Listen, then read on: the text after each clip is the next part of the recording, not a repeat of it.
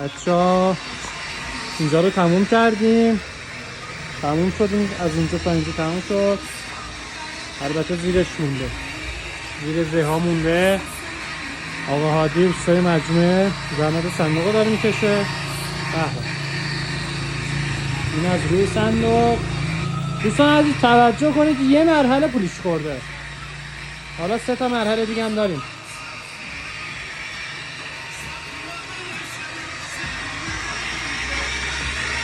این ورش هنوز مونده.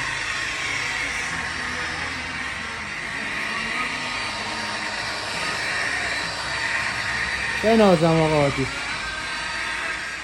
سقف هم هنوز نخورده.